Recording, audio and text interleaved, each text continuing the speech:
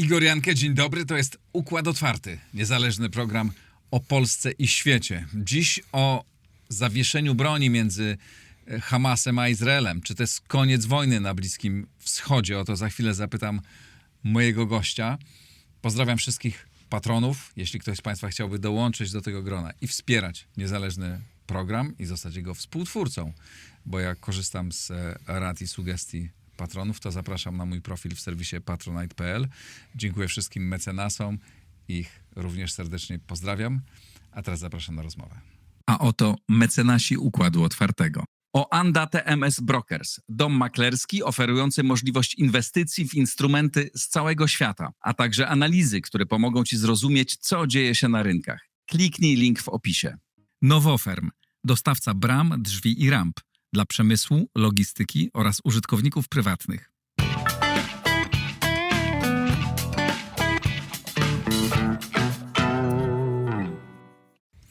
Paweł Rakowski, ekspert do spraw Bliskiego Wschodu i autor książki, która właśnie się ukazuje. Wielka wojna Izraela, prawdziwa fałda od Gazy do Syrii. Tak jest pełen tytuł tej książki. Od piątku, zdaje się, ma być w księgarniach. Bardzo jestem jej ciekaw, ale porozmawiajmy o tym, czy wojna się zakończyła? Tak, premiera książki akurat się zbiegła z zakończeniem wojny. I to mieliście ustalone. Ustalone, tak. Specjalnie tutaj prosiłem Netanyahu, żeby tutaj, wiesz, Bibi, tutaj generalnie jestem stratny przez ciebie, przez twoją wojnę, to wynagródź mi teraz, tak? No nie, ale tak na poważnie mówiąc, oczywiście całkowity zbieg okoliczności. Chociaż oczywiście zarówno jak ta książka, jak i ta wojna była przyciągnięta w związku z okolicznościami, tak? No bo wojna się zawiesza, to znaczy to zakończenie, oczywiście możemy powiedzieć, że jest zakończenie tej rundy, ale konflikt izraelsko-palestyński, Izraela z Hamasem, no, będzie trwał dalej, tak? To jest, w perspektywie kilku lat będą kolejne pojedynki, kolejne rundy, to jest sprawa normalna, ale na chwilę obecną, na ten etap dziejowy wojna Hamasu z Izraelem się zakończyła. Hamas ma uwolnić izraelskich porwanych przez siebie Izraelczyków, a Izrael ma wycofać swoje siły ze strefy Gazy. Tak, i zwolnić też około 1000 więźniów. I to jest sprawa podstawowa, ponieważ jak pamiętamy, Netanyahu w październiku zeszłego roku, kilka dni po wojnie, wygłosił słynne orędzie, zapowiedział to, że Hamas ma być zniszczony. No a Hamas tak jest zniszczony, że jest najpoważniejszą siłą polityczną, no i też militarną w Palestynie. Jest siłą, z którą świat rozmawia. Chce czy nie chce, musi rozmawiać. I to jest siła, która tak właściwie przez te 15 miesięcy wojny wytrzymała. Tak? No przede wszystkim wytrzymała, nie uległa zniszczeniu. Siły zbrojne, przedwczoraj Amerykanie ogłosili, że wedle ich ustaleń to, co zostało zlikwidowane, no to już zostało uzupełnione przez jakieś tam oddolne kadry. Hamas ma zwolnić 98 zakładników, którzy jeszcze żyją na pewno. To jest istotne. Też będą wymieniani zakładnicy, którzy nie żyją. Wszystko będzie rozpracowane takimi rundami, ponieważ oczywiście żadna ze stron sobie nie ufa i nie ma powodów do tego, żeby ufać. No model jest taki trzyfazowy, tak? Model, który tak właściwie zakłada to, że w perspektywie tam 40 dni wszyscy zakładnicy zostaną zwolnieni, więźniowie zostaną, Izrael wypuszcza z więzień Palestyńczyków, no i później oczywiście wycofanie armii izraelskiej ze strefy Gazy, czyli tak jakby wracamy troszeczkę do statusu quo, ponieważ już w lipcu było to porozumienie praktycznie gotowe, one zostało zerwane wtedy, no bo rzekomo Izrael się nie zgadzał, bo Izrael chciał zostać w strefie Gazy, Hamas się wtedy nie zgadzał, ale teraz już wiemy o to, że chodziło o to, że Joe Biden odchodził, nie szedł w reelekcję, tym samym po prostu powstało takie kilka miesięcy bezkrólewia, przez to tak właściwie Netanyahu to wykorzystał do wojny regionalnej, która wyszła akurat na korzyść Izraelowi, no bo wojna w Gazie sama wyszła na niekorzyść. Za chwilę porozmawiamy o tym, w jakim stanie jest Hamas i też w jakim stanie jest Hezbollah, no bo to drugi przeciwnik taki i w jakim stanie jest Izrael po tej wojnie. Ale najpierw wytłumacz, jak doszło i o tym też, w jakim stanie jest strefa Gazy, tak? Jak tam będzie mogło wrócić normalne życie. Ale jeszcze wytłumacz proszę, jak doszło do tego porozumienia. Co pchnęło, co było takim ostatecznym czynnikiem, który sprawił, że porozumieli się, żeby strony się porozumiały. To znaczy te negocjacje, rozmowy trwały od samego początku tej wojny, tak? Ponieważ zawsze jest tak, że jak Izrael z Hamasem w Gazie działa, tak, no to Egipcjanie są uruchamiani. No i oczywiście jak pomimo tego, że skala była tego ataku była tak duża, to jednak były uruchomione te same procesy to zawsze, czyli Egipcjanie, Amerykanie oraz Katar został teraz włączony.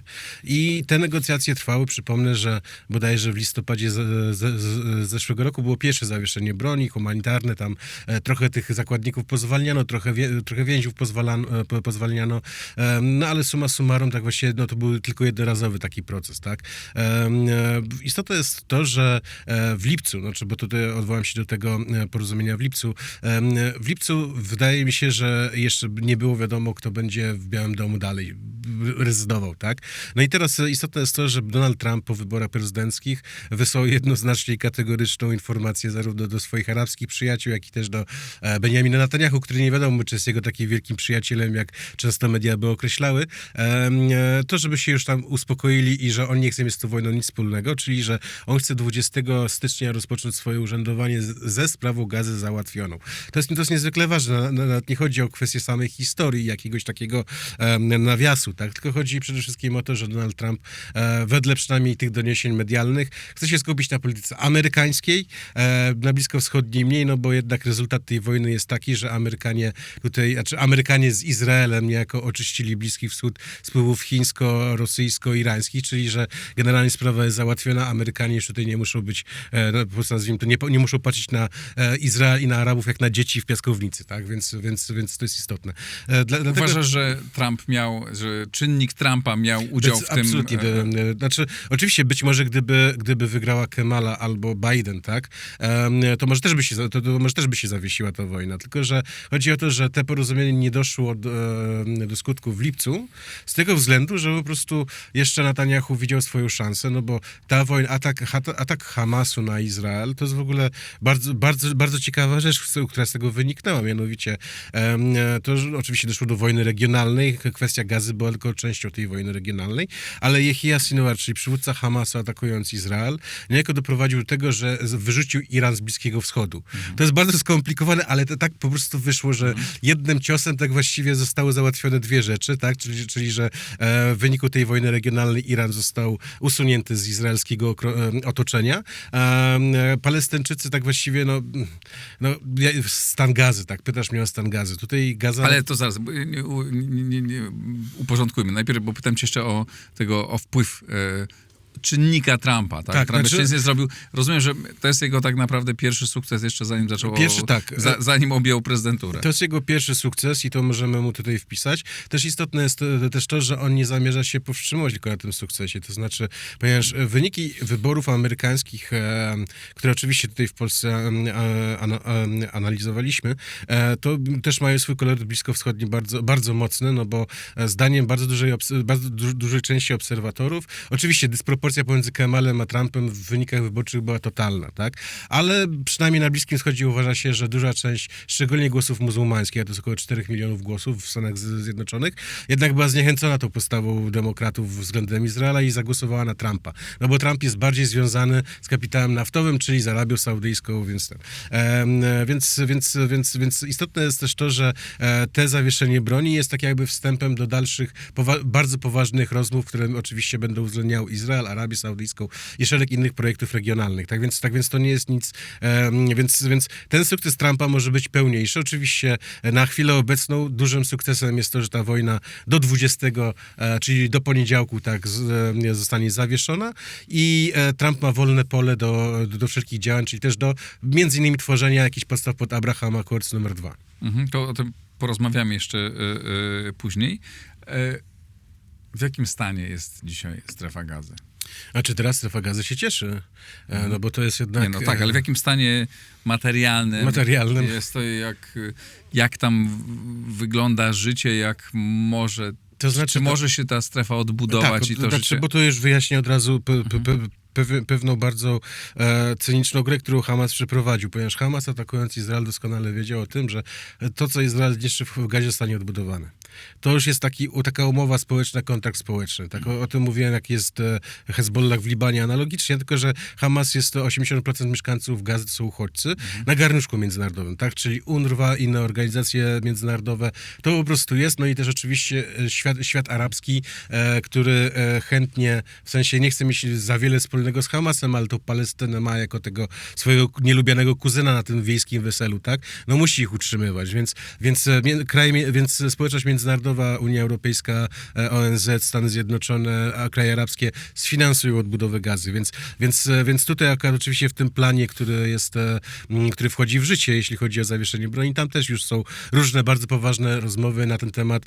Ile lat ta Gaza zostanie odbudowana? Mówi się, że do 5, tak? Czyli, że do 5 lat. Poza tym też trzeba wziąć pod uwagę, to Gaza to nie jest Wersal, tak? To jednak te blokowiska i te załuki to po prostu muszą być funkcjonalne, a nie estetyczne, więc ten. Problemem oczywiście jest to, żeby tego Hamas nie odbudował, ponieważ Hamas ma te swoje firmy budowlane, które po prostu wejdą te pieniądze, no ale to już jest po prostu nie nasza sprawa. Druga rzecz to jest oczywiście kwestia humanitarna, tak? Czyli że większość działań zbrojnych, które Izrael prowadził, to z północnej części strefy Gazy, tak jak pamiętamy, Palestyńczycy z Gazy zostali tak jakby ganiani w jedną i w drugą, to znaczy najpierw z północy na południe, a później z południa na północ, tak? Duża część infrastruktury jest całkowicie zrównana z ziemią, jak i też to, że odbudowa tego wszystkiego to są kilkadziesiąt miliardów dolarów, różne są wyliczenia, ale środki na to się znajdą, tak? Czyli że mieszkańcy Gazy nie będą bezdomni, oni te namioty, bo duża część palestyńskich uchodźców mieszka teraz w namiotach, tak? To jest w ogóle taki kazus, że palestyńscy uchodźcy z 1948 roku dalej mieszkają w namiotach, no ale takie są fakty. I być może oczywiście pojawiają się jakieś plany gospodarki takiej, żeby przynajmniej stworzyć jakąś alternatywę, tak, no bo jednak już pojawiają się takie głosy, że przynajmniej tam jakieś koszulki szyli, czy jakieś skarpetki, żeby przynajmniej tam była jakaś praca, tak, no bo to już jest, wszyscy zdają sobie sprawę i tego może głośno nie mówią, to, że nie może być taka sytuacja, że 4. pokolenie ludzi żyje na zasiłku po prostu międzynarodowym. No oczywiście, druga rzecz jest taka, że Gaza wymaga odbudowy infrastruktury, tak? Czyli, że szkoły, szpitale, bardzo ważnym problemem jest zawsze woda w tej części świata, tak? Czyli odsolarnia wody i tak dalej, więc tutaj jak są pieniądze, jest siła robocza, więc to akurat ważne jest to, żeby oczywiście społeczność międzynarodowa bardzo skutecznie w to weszła i pomogła, chociaż ja znowu tutaj podkreślam to, że tak samo jak mieliśmy wiele miesięcy różne dramy z UNRWA, czyli tą organizacją międzynarodową, która okazała się być zinfiltrowana przez Hamas, no to, że po prostu takich incydentów będzie bardzo dużo, ale też taki jest wynik tej wojny. Wiadomo, że zginęło około 40 000 ludzi, tak? Ja bym bardzo chciał tu poczekać jeszcze na to, żeby te wszystkie szacunki były bardziej bezstronnie wyliczone, tak? No bo Gaza w trakcie tych 15 miesięcy wojny była pozbawiona w ogóle zewnętrznych obserwatorów, tak? No tam jak już byli dziennikarze, no to byli głównie dziennikarze Arabowie, którzy sprzyjali stronie palestyńskiej. To nie jest nic, to jest zrozumiałe przynajmniej pod każdym względem, no ale jednak musi być moim zdaniem ponowne oszacowanie kto, gdzie, jak zginął. Czy jest więcej osób, czy mniej, no to jest bardzo ważne, to jest przede wszystkim dla samej historii, ponieważ już się pojawiają różne głosy odnośnie tego, że 150 tysięcy, no takie informacje żyje własnym życiem, ale z samego tego przebiegu wojny, obserwowałem tu wojnę tak właściwie najbliżej jak się dało, no to nie odnotowałem takich ilości dziennych strat ludzkich, żeby było 150 tysięcy. Mhm. Na ile to zawieszenie broni przybliża porozumienie między Izraelem a Palestyną? No tak, Bliski Wschód to prorocy, ale ja nie, ważne jest, co z tej wojny wyniknie, tak? Netanjahu zapowiadał już od samego początku i wydaje mi się, że tego się będzie trzymał bezwzględnie, no bo to już jest jego historyczna misja dziejowa, tak? On jest politykiem Likudu. Likud zakładał to, że państwa palestyńskiego ma nie być, tak? Czyli, że Netanjahu nie chce doprowadzić takiej sytuacji, żeby to Hamas z OWP, czyli Organizacją Wyzwolenia Palestyny, Palestyny, czyli tym organem uznawanym przez świat za jedynego reprezentanta sprawy palestyńskiej, żeby stworzył rząd jedności narodowej, tak, czyli coś, co powinno być już 20 lat temu, ale po prostu Bliski Wschód żyje własnym tempem, więc dopiero po takich tragediach może się dogadają, ale Izrael do tego nie chce doprowadzić z tego względu, że to jest tak jakby wejście państwa palestyńskiego tylnymi drzwiami. Oczywiście ma w chwili obecnej kwestię tego, że Donald Trump miał swój plan sam w 2020 roku. Plan, który był mocno krytykowany, ale plan, który ja nie mogę powiedzieć to, żeby on nie odzwierciedlał tych realiów. To znaczy w tym planie z 2020 roku Donalda Trumpa to było tak, że wszyscy się oburzyli, że ta Palestyna to miała być kilka kleksów na mapie. No niestety taki stan rzeczy jest, że to są te tereny, które to tak właściwie z nich może powstać ta Palestyna, tak? No bo Izrael nie wycofa 500 000 osadników z zachodniego brzegu Jordanu. Istotne jest to moim zdaniem to, żeby w pewien sposób doprowadzić do pewnych porządków w Palestynie. To znaczy, abstrahując od tego, czy Hamas będzie, Hamas i Gaza to jest jedno, to jest nierozerwalne, więc tu nie ma co kombinować. Istotne jest to, żeby sami Palestyńczycy oczyścili się na zachodnim brzegu Jordanu, żeby powstało nowe kierownictwo, młode kierownictwo przynajmniej miało jakiś mandat, może nie w pełni demokratyczny, ale też nie może być taka sytuacja, że prezydent Mahmud Abbas ma 25 rok 4-letniej kadencji, tak? No bo to już jest po prostu komiczne. Natomiast wydaje mi się, że w przeciągu najbliższych kilku lat te doświadczenie, to jest, już mówię o tym procesie, kiedy to Netanyahu może kiedyś odejdzie, bo nie można wierzyć, że, znaczy wiadomo, że on kiedyś odejdzie, nie wiadomo kiedy, tak? Ale to też nie może tak ale że jak kiedyś Netanyahu odejdzie, po prostu za te kilka lat, doświadczenie tej wojny już może ostygnie, bo to też jest ważne. Emocje są tutaj naprawdę bardzo istotne. W ogóle generalnie w polityce są istotne. To być może będzie jakiś taki filar do tego, żeby były jakieś poważniejsze rozmowy niż to, co się w chwili obecnej dzieje, chociaż ja nie widzę, żeby Donald Trump do tego dążył. Być może sprawa musi jeszcze odczekać. Gdyby porównać stan Hamasu i Hezbollahu sprzed października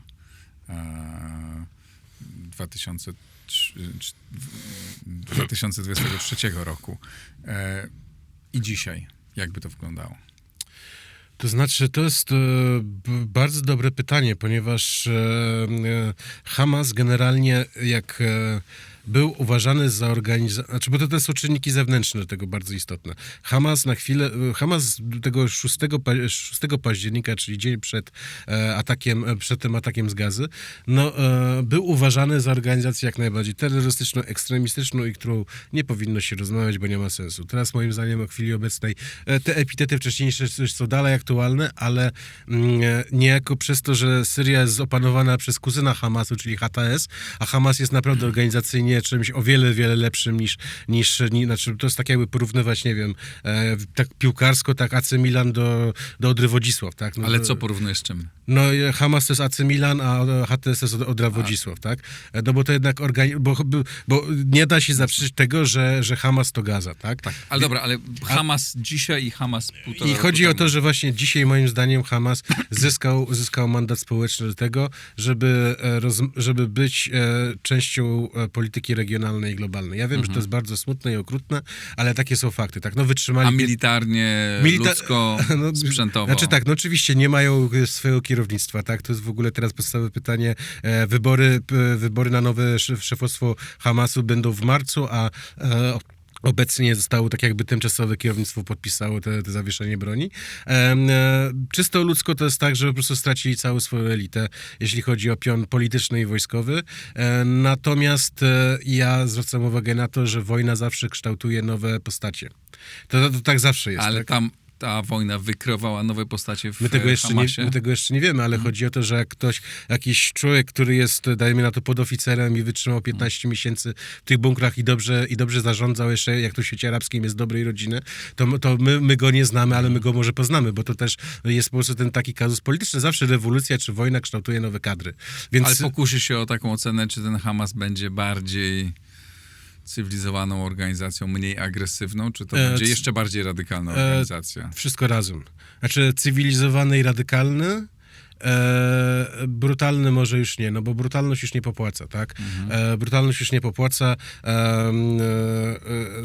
To tak właściwie trochę ten kazus syryjski pokazuje to, że świat jest w stanie rozmawiać z organizacjami islamskimi. Wcześniej Hezbollah to udowadniał, że z nimi można było rozmawiać, bo jak się z nimi zrobiło deal, to był deal, tak? Hamas analogicznie tak samo, czyli że się można dogadać, czyli że wszystko jest w porządku, tak? Już widziałem filmiki, że już wjeżdża pomoc humanitarna, czyli że generalnie oni zachowali kontrolę nad tym wszystkim, tak? Czyli... A właśnie jakie są ich zasoby? Siłę, taką sprawczość, zdolność do... To znaczy tak, Izrael zapowiedział, że nie będzie wypuszczał ich tak zwanych oddziałów, tych najlepszych Szachaba, że akurat oni mają siedzieć w więzieniu dalej, tak? Więc Hamas na te wszystkie swoje skromne możliwości, które on miał, ponieważ Gaza jest zamknięta i tu nie było takich możliwości żadnych, żeby do Iraku czy do Iranu jeździć na jakieś treningi. Na te możliwości, które oni mieli, oni naprawdę byli bardzo dobrze przygotowani, tak? Izrael też akurat który Izrael ich przede wszystkim zignorował, tak? Izrael ich mocno zignorował i przede wszystkim to, że tak jakby pokpił, tak? No bo ja sam pamiętam zdjęcia z 6 października, to były jakieś takie zdjęcia, czy też filmiki z tego, że się kręcili jacyś Arabowie przy płocie w Gazie, tak? No nikt nie wiedział, o co chodzi, że akurat następnego dnia Ale będzie. czy dzisiaj Hamas jest Hamas słabszy czy silniejszy? Militarnie jest słabszy, politycznie i moralnie jest silniejszy. To jest istotne, tylko że znowu my musimy wziąć pod uwagę to, że ten arsenał, który Hamas miał, on oczywiście polegał tylko na różnych rakietach i na kałasznikowach i na takiej prostej broni partyzanckiej. On go może uzupełnić w przeciągu naprawdę bardzo niewielkiego czasu, no bo też innych środków oni nie potrzebują, oni też nie mogą mieć. To jest istotne. Hezbollah na przykład już jest inna sytuacja. Hezbollah w chwili obecnej, ja wiem, że akurat to będzie bardzo pokręcone, ponieważ w chwili obecnej został wybrany i prezydent Libanu i premier Libanu, tak? To są bardzo dobre wybory, ponieważ Hezbollah dostał 2 bardzo mocne policzki z tej strony, tak? Został wybrany Youssef Ayun, generał, który jest tak jakby sceptyczny wobec Hezbollahu i bardzo, bardzo poważny człowiek, czyli Nawaf Salam, to jest absolwent Sorbonny, Harvardu, człowiek ze starej elity bejruckiej. Więc to jest bardzo dobrze. Tylko problem... No i w ogóle Hezbollah został mocno osłabiony. Znaczy został militarnie. obity, został bardzo mocno obity. Natomiast teraz chodzi o to, że nam się wszystko zmieniło w związku z Syrią, tak? I to tam się dzieje po stronie syryjskiej i tutaj akurat Hezbollah jest bardzo ważnym komponentem tego wszystkiego, bo zawsze najlepiej jest to, jak jedni ekstremiści pilnują drugich ekstremistów. Wtedy jest balans. A jak w chwili obecnej tego balansu nie ma jeszcze, znaczy on będzie w pewnym momencie, ale tutaj akurat też istotne jest to, że nam się sojusze będą zmieniały na Bliskim Wschodzie w chwili obecnej. To, co się wydawało Hamas z Izraelem dalej będzie na wrogiej ścieżce, ale Izrael z innymi aktywami, które do tej pory były bardzo wrogie, już niekoniecznie, no bo sprawa się troszeczkę zmieszała. Dlatego też istotne jest to, że jak Izrael był otoczony tym pierścieniem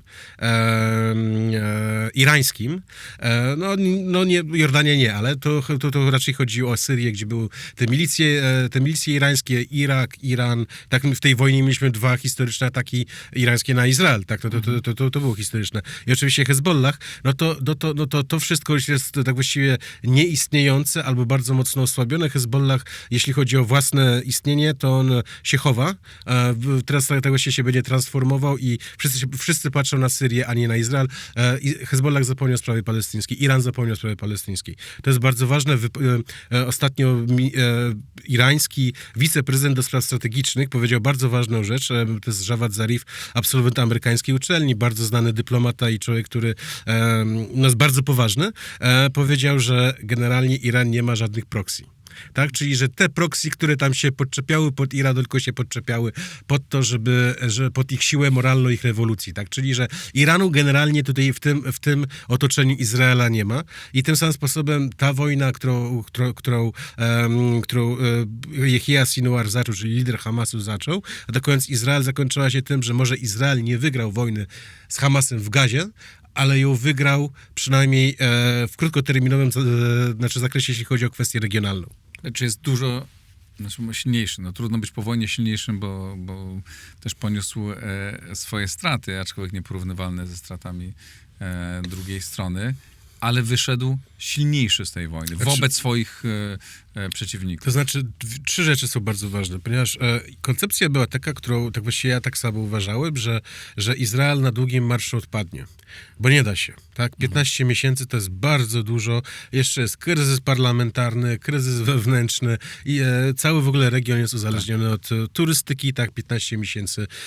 Hotele stały puste, to są miliardy dolarów, to zatrudnienie i tak dalej, że Izrael na tym długim marszu odpadnie. Okazuje się, że Izrael generalnie dzięki pomocy amerykańskiej nie odpadł i dzięki też zrozumieniu społeczeństwa. Znaczy, ja tutaj niechcący muszę pochwalić Netanyahu, ponieważ Netanyahu generalnie on dla własnej, znaczy to dobrze, dla własnej kariery, ale to jednak pomyślmy sobie, co by było, gdyby na miejscu Netanyahu był jakiś niedoświadczony polityk, tak?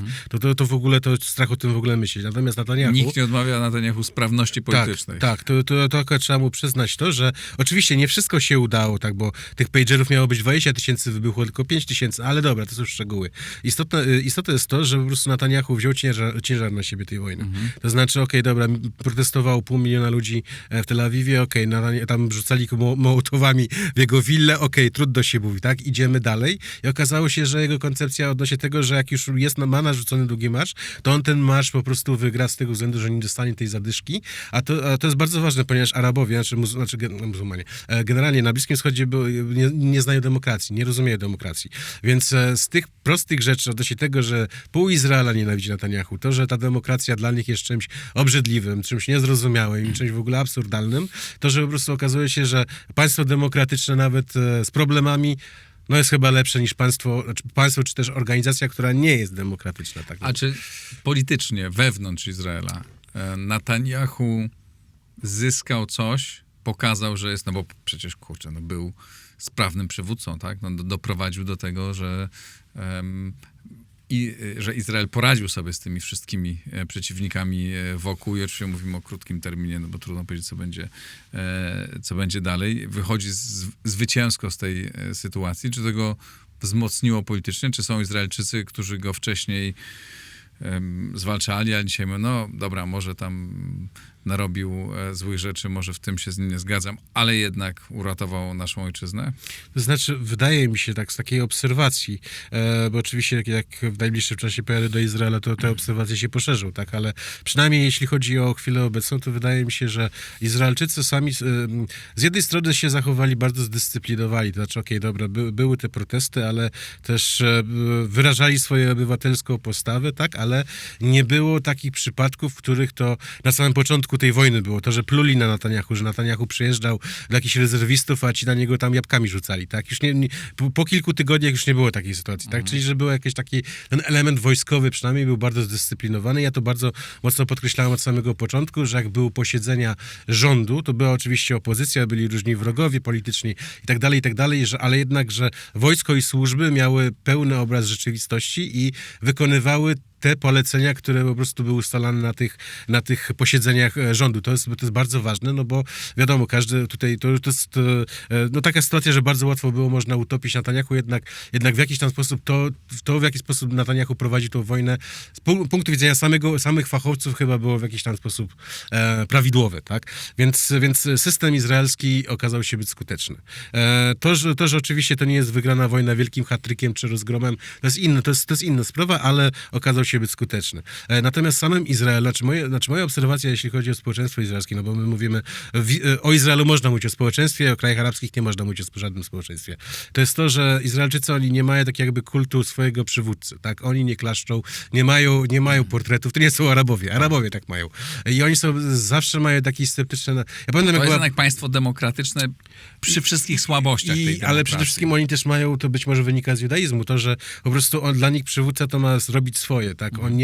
On nie jest deifikowany w żaden sposób. Tak? Dobra, ale czy zrobił swoje w związku z tym, będziemy go utrzymywać, jeszcze dajmy mu rządzić, czy zrobił swoje i teraz weźmy, niech sądy się za niego zabiorą? No właśnie i o to chodzi. Ponieważ jeżeli sondaże Netanyahu rosły w trakcie tej wojny praktycznie od 0 do 30%, to ostatni sondaż jeszcze przed tym zawieszeniem broni, bo to też zawieszenie broni bardzo dużo zmienia. To było takie, że Netanyahu, mu tam wzrosło te 30%, ale jakby już były wybory tam kilka dni temu, no to już by nie złożył tej koalicji swojej, tak? No bo Izrael jest systemem koalicyjnym. Więc tutaj jest to istotne. Druga rzecz jest taka, że izraelskie media są bardzo rozczarowane tym zawieszeniem broni. No bo jednak nawet słyszałem takie komentarze, że w takim razie, skoro taki jest finał tej wojny, który tak właściwie przewidywałem, no ale to trudno się mówi, inaczej nic się nie dało wymyśleć, no to dlaczego to porozumienie nie było zawarte 8 albo 9 października, czyli 2-3 dni po wojnie? Po co była ta wojna 15-miesięczna, tak? Skoro jest cały ten odcinek. Pamiętajmy też o tym, że często z zewnątrz, jak i też to, co często ja o tym mówię, no to ja mówię regionalnie, tak? Tylko też znowu, tak jak w każdym kraju demokratycznym, sprawy zagraniczne są w mniejszym znaczeniu niż sprawy domowe, znaczy lokalne, tak? Bo to zawsze wyborca głosuje na sprawy, na politykę odnośnie spraw krajowych, a nie zagranicznych, tak? Tak więc Izraelczycy oczywiście klaskali, jak zginął Haniya, klaskali, jak zginął Nasrallah, klaskali, jak zginął Sinwar, tak? Ale po tym klaskaniu tak właściwie 2 dni poklaskali i żyje się dalej, więc moim zdaniem Netanyahu w chwili obecnej czeka go bardzo duży kryzys, no bo stało się nieuniknione, ale podkreślam, innego wariantu zakończenia tej wojny było niemożliwe. Znaczy, to, co bardzo często rosyjska narracja, znaczy prorosyjska narracja, która po prostu wsączała się w infosferę nawet u nas w kraju, od tego, że Żydzi chcą jakieś osiedla budować, czy że jakieś wypędzenia Palestyńczyków będą robić, tego nie mogło być z wielu względów, tak, no bo po prostu tego nie mogło być. Ta wojna musiała być przeprowadzona w takich wymiarach, w takich kształtach, jakich ona była, w innych nie mogła być. No i to akurat Netanyahu za to ponosi odpowiedzialność polityczną i go może wyborcy rozliczą, ale jeżeli będzie cwany, a wiadomo, Netanyahu jest cwany, to przez te 2 lata on może jeszcze pojechać bo 2 lata jeszcze ma do końca kadencji, no i 2 lata w cieniu Trumpa może go ogrzać, ponieważ jest jedna rzecz, która tak właściwie Izraelczykom osłodzi tą wojnę. Mianowicie pokój z Arabią Saudyjską. I te 2 lata, moim zdaniem, Netanyahu będzie zrobił wszystko, żeby jakoś do tego pokoju doprowadzić. I to będzie jego ratunek po prostu na jakąś polityczną przyszłość. A na ile ta wojna zjednoczyła społeczeństwo Izraela? Czy jakkolwiek zjednoczyła? Czy są dalej podzieleni tak, jak byli? Czy może jeszcze bardziej są podzieleni? To znaczy, ważne jest to, że wczoraj bodajże w Jerozolimie była demonstracja przeciwko temu porozumieniu, tak? I kto tam demonstrował? Ortodoksi i radykałowie. No bo ich na przykład, kto został zaatakowany z Gazy, tak? Tam były kibuce. Kto jest w kibucach? Lewica, tak? A no to tak właściwie dla tych ortodoksów, dla tych osadników, tak? No bo znaczy to ich trzeba tak doprecyzować, dla tych osadników ta lewica to jest tak właściwie pół Żydzi de facto, tak? Oni to tak właściwie tam są, ale ich tak właściwie mogłoby nie być, więc ten Izrael generalnie Bliski Wschód, to akurat Izrael paradoksalnie się wpisuje w to, jest mozaiką i będzie mozaiką, tak? Też ten system koalicyjny w izraelskiej polityce, który jest mocno dysfunkcyjny, no ale on jest po prostu dlatego, że po prostu są pewne segmenty, które wywodzą się z określonego pochodzenia geograficznego, tak? Czyli, że Żydzi z Maroka mają swoją partię, tak? Netanyahu zgarnął określony elektorat, więc to jest istotne. Znaczy, ale takie wewnętrzne podziały, te głębokie społeczne podziały, one są takie same, jak były? Wydaje mi się, że one będą jeszcze większe. To też wynika z przyczyn cywilizacyjnych, to znaczy Izrael to oczywiście, no jak każdy kraj nowoczesny, tak, no to Izrael to są 2 metropolie, a w sumie jedna metropolia, Tel Awiw, która żyje w XXI wieku, i też jest, no na przykład osiedla żydowskie na zachodnim brzegu, to one nie wiem, w którym wieku żyją, tak, ale na pewno chyba 14 wieków wcześniej, więc tego oczywiście w żaden sposób cywilizacyjnie nie da się porównać. To może z sobą współżyć na takiej zasadzie, że jedni są nad morzem, a drudzy są w górach, tak? A lotnisko pomiędzy. A myślisz, że demonstracje znowu ruszą? Mi się wydaje, że tak. Znaczy mi się wydaje tak, no bo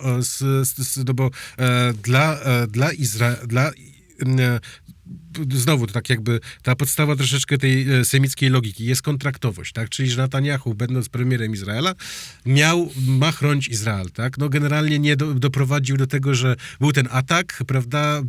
My mówimy o wielkich regionalnych sukcesach, które ta wojna przeprowadziła, ale jak ja bym był mieszkańcem Tel Awiwu, to by mnie to nie interesowało, tak? No bo ja sobie mogę Damaszek zobaczyć w telewizji albo na YouTubie, a co z tego, że mieszkam 120 km ale to jest dla mnie zupełnie inny świat, tak samo jak to, że my mieszkamy w Warszawa jest 200 km od Białorusi, tak, ale też jakoś, prawda, po prostu nie żyjemy tym faktem, więc wydaje mi się, że te wszystkie podziały, o których mówisz, to one po prostu będą dalej i one się dalej będą w pewien sposób pogłębiać, no bo one się muszą pogłębiać i no to jest chyba taki kryzys cywilizacyjny po prostu, który jest też w innych krajach, znaczy w innych przestrzeniach zachodnich, których widzimy.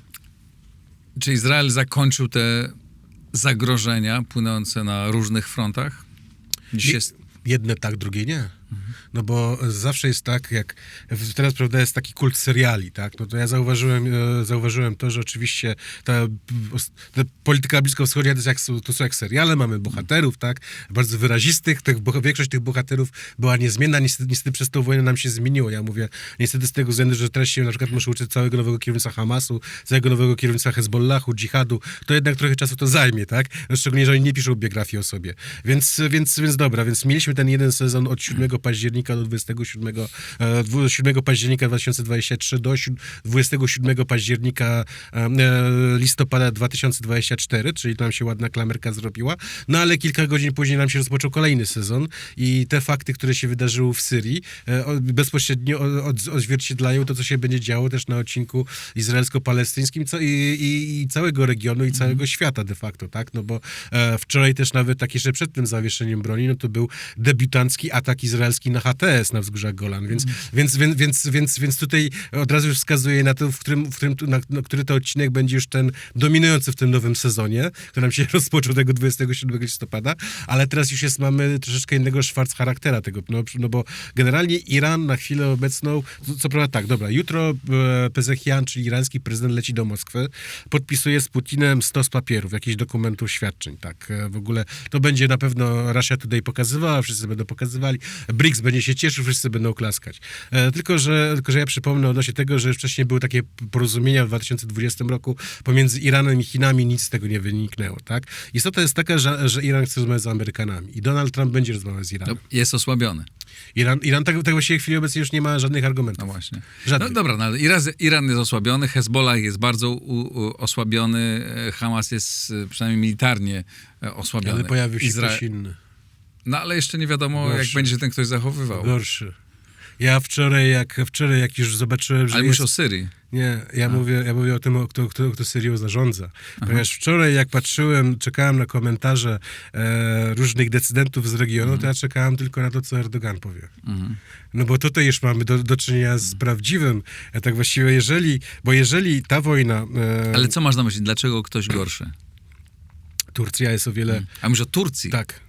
To jest absolutnie to. Turcja w ogóle generalnie jak zawsze, bo takim prawdziwym zwycięzcą tego wszystkiego, co się wydarzyło na Bliskim Wschodzie, są Stany Zjednoczone, tak? Stany Zjednoczone, jeżeli wcześniej Bliski Wschód miał wpływy chińskie, irańskie, rosyjskie, to wszystko było gdzieś tam poprzemieszane, nie ma nic z tego, tak? Nic z tego, tak właściwie.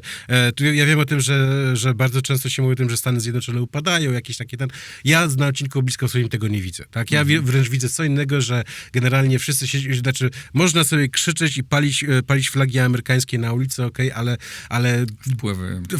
Generalnie jak tylko amerykańskie F-35 nadleci, to generalnie wszyscy mają przytomność. Podpłynie lotniskowiec. Tak, to już mają wszyscy przytomność poza Jemenem, ale Jemen jest wyjątkiem, tak? Ale to jest zwycięstwo absolutne. Drugim zwycięstwem to jest Turcja. A dlaczego Turcja jest gorsza dla Izraela niż, bo to taką tezę postawiłeś dosyć kontrowersyjną, gorsza niż Hezbollah, Hamas? No, nie,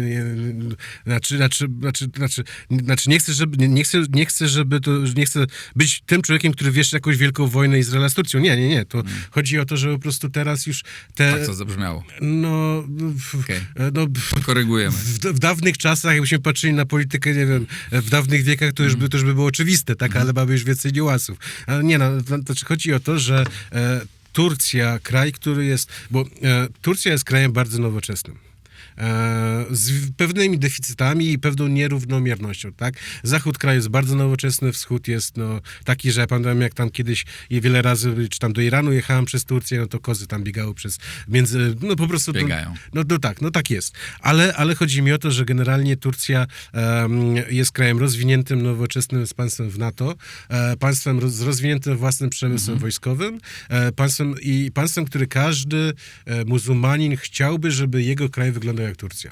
To jest punkt taki, jeżeli jest jakiś normalny muzułmanin w Egipcie, czy w Tunezji, czy w Gazie nawet, to on marzy o tym, żeby żyć w Turcji. Dobrze. Ale dlaczego ta Turcja ma być gorsza dla Izraela niż Hamas i Hezbollah? No po pierwsze, to właśnie te powiązania. Po drugie to, że Turcy są sunnitami i generalnie Erdogan bardzo sprawnie lawiruje pomiędzy narracją islamską a nacjonalistyczną. Jedna drugą rzecz tak właściwie wyklucza, ale on to bardzo dobrze tutaj... Poza tym Turcja ma jeszcze drugiego przyjaciela, którym jest Katar. Więc mamy... Bo generalnie świat islamu jest tak podzielony, że Arabowie to jest język Koranu, Persowie to jest umysł islamu, a Turcy to jest mięsień islamu, tak?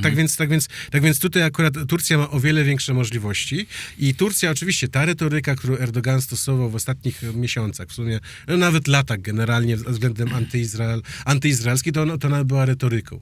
Ale teraz tą retorykę trzeba bardzo poważnie traktować, no bo ta Turcja, ta Syria, która się wydarzyła, być może to był po prostu, nie wiem, teraz wiadomo, wiele osób się zastanawia, czy Erdogan wiedział o tym, że Giulani dojedzie do Damaszku, czy tylko po prostu liczyli na to, że po prostu Aleppo. No to historia jeszcze po prostu na to nie odpowie. Fakty są takie, że ktokolwiek chce rozmawiać odnośnie Syrii, to jedzie do Turcji. Ostatnio nawet szefowa niemieckiej dyplomacji Anna Borbeck, no to była w Damaszku, oczywiście była w Damaszku, ale generalnie na poważne rozmowy odnośnie Syrii, to się spotkała z Hakanem Fidanem, szefem tureckiej dyplomacji. Czy Izrael wychodzi wzmocniony z tej wojny? Ma na pewno spokój na jakiś, kupił spokój na jakiś czas, może odbudować. Znaczy tak, Izrael z perspektywy, dla Netanyahu, a to już być może jest pewnego rodzaju ta narracja po zawieszeniu broni, tak? Izrael generalnie bardzo nerwowo reaguje na to, co się dzieje w Syrii. No bo... Ale odpowiedz na pytanie, czy wychodzi wzmocniony z tej wojny? Jeżeli Izrael zawsze był silny niż przeciwnicy, tak? No to już w ogóle, więc ja uważam, że generalnie, punkt odstraszanie u Izraela nie działa. Tak? Arabowie się nie boją Żydów. Tak? To jest bardzo poważny, bardzo poważny defekt. Nie wiem, jak nad tym Izrael będzie pracował. Być może, że w ogóle nad nie będzie pracował. Tylko druga rzecz jest taka, że Amerykanie pokazali to, że bezwzględnie Izrael będą wspierali i to też jest bardzo ważne, no bo ja przypomnę, to zawieszenie broni pomiędzy Hezbollahem a Izraelem było kilka godzin zawarte po tym, jak Trump powiedział, że 30 000 pocisków trafi do Izraela, więc też był najlepszy moment po prostu na to, żeby już wiedzieć, żeby się zawieszać. To jest, to jest, z tego punktu jest ważne. Ja bym tutaj akurat tak nie pozycjonował na jakimś podium po tej wojnie tych różnych aktorów. Oczywiście Izrael moim zdaniem wyszedł zwycięsko, ale to tak jak to kiedyś klasyk powiedział, jeszcze kilka takich zwycięstw, a już nas nie będzie, tak? Więc wygrał tę wojnę, ale nie jest zwycięzcą tak naprawdę. No tak jakby długoterminowo nie ma czego się cieszyć, tak? No bo długoterminowo będzie powtórka z Gazy, no i też jeszcze kwestia jest turecka, bo ja też muszę być dobrze zrozumiany. Chodzi o to, że duet Turcja-Katar, on tutaj może naprawdę być o wiele groźniejszy dla całego tego towarzystwa niż Iran był, no bo Iran jednoczył, tak? Przeciwko Ale Turcja nie szykuje bomby jądrowej na Izrael. Nie, ale dobrze, to był grzech Iranu podstawowy, tak, że akurat tutaj, bo z perspektywy Izraela, proszę, bardzo ważny wątek, bo z perspektywy Izraela to, czy tam Arabowie biegają w klapkach, czy jeżdżą na wielbłądach i strzelają kałasznikowa, jest najlepiej z możliwych. Róbcie sobie, prawda, tylko żebyście nie robili rakiet, żebyście nie robili bomby atomowej, tak.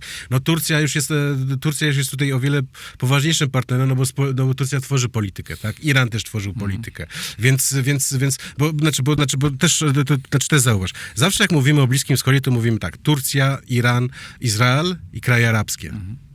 No nie mamy takiego jednego kraju arabskiego, który byśmy powiedzieli, że on jest liderem. Więc rywalizacja jest pomiędzy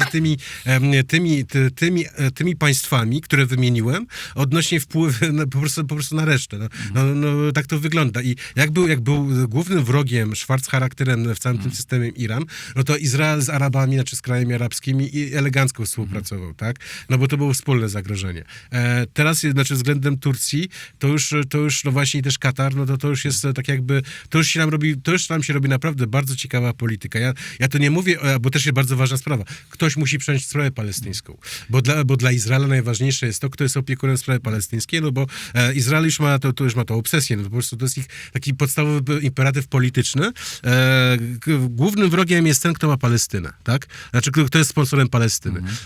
Więc w chwili obecnej, jak sprawa palestyńska do 7 października była pod egidą irańską, to była najlepsza z możliwych opcji dla Izraela z tego względu, że Iran był pariasem, Iran był szyicki, to nie są Arabowie, oni są wykluczeni, są konfliktowani z Ameryką wspaniale, tak? Jofi, jak to po hebrajsku się mówi. A teraz jak jest Turcja, kraj NATO, kraj rozwinięty, kraj sunnicki, no to już się zaczynają robić problemy. Niemniej, wojna się zakończyła i mamy pokój. I to Spokój. To jest najważniejsze. Mamy te piękne słowo spokój i pokój, tak? Tak, ale pokój jest. No, działania wojenne przynajmniej no, już się kończą i miejmy nadzieję, że tak będzie przez długi czas. Bardzo dziękuję. Dziękuję Paweł. Paweł Rakowski, autor książki, która się za chwilę albo już się pojawiła. Wielka wojna Izraela, prawdziwa fałda od Gazy do Syrii. Dziękuję bardzo. Dzięki serdeczne. Dziękuję bardzo, to wszystko. Pozdrawiam serdecznie, wspierajcie na Patronite, oglądajcie, lajkujcie i komentujcie. Napiszcie, co o tym sądzicie państwo. Dziękuję, pozdrawiam, do zobaczenia, do usłyszenia.